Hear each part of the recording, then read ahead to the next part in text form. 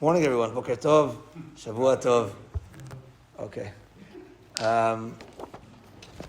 So let's continue with the halachot of Aseret Yemei Teshuva. So during Aseret Yemei Teshuva and during Elul as well, a person is allowed to get married and not to, you think it's between Rosh Hashanah and Kippur, maybe not a good time, maybe one is allowed to get married during that time. During Aseret Yemei Teshuva, it's the 10 days of Teshuva, it's after Rosh Hashanah. Now Hashem gives us a chance to seal the deal at Ne'ilah. So we have these 10 days of really showing Hashem that we want to be on our best behavior. We want to show Hashem that we are the best we could be. And that's during Aseret Yemei Teshuva. You have to be on your best behavior, the best you could be. It's like you're trying out for a school, for whatever, and you're going to be on your best behavior, trying your best. That's Aseret Yemei Teshuva. The Rambam tells us already from the Gemara that the way to envision this and to help us is to think that my scale is always at 50-50. And every mitzvah I do, well, that's going to tip the scale for a good year, etc. And then you say to yourself, okay, let me do one mitzvah, and that's it.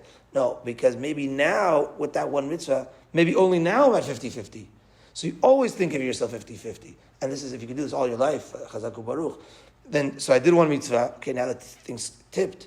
But hold on, maybe now I'm only at 50-50. And that will keep your mind on only doing mitzvot. And that's a way to help us throughout this time. Of course, it's a time of connecting to Hashem. As the Pasuk says, Dirshu Hashem b'himatzeo. Hashem is there. The Chachamim tell us that it's Melech Basadeh, the king is in the field, as opposed to in his castle, where it's so hard to get an appointment, etc. In the time of Elul, the time of Aseret Yemei Teshuva, he's very accessible more than regular. Teshuva is the thing we're supposed to be doing during now, but certainly during Aseret Yemei Teshuva. And Teshuva is also needed for our midot. Not necessarily, of course, for averot, but even mamidot, if a person realizes he has anger issues, jealousy issues, etc., he has to also work on his midot. And the way to do it is with a cheshbon nefesh, and looking into himself and taking inventory and saying, where am I supposed to improve? What am I doing that's not correct? And writing things down and thinking about things and a plan on how to improve. And know that when you do teshuvah, you're on a very high level. You're on the level of the tzaddikim.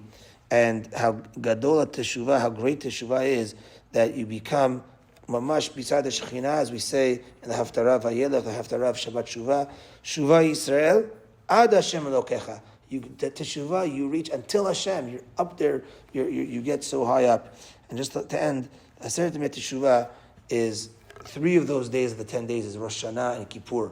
The other 7 days are the 7 days of the week. And the Arizal already tells us these 7 days of the week, if we do teshuvah on each of those days, it fixes each of the days of the past year. So that Monday during Aseret Yemei Teshuva, if you do have a good day, that's going to fix all the Mondays of the past year. Tuesday, all the Tuesdays, etc. So that's why we have specifically 7 days of the week and the 2 days of Rosh Hashanah, the 1 day of Yom Kippur.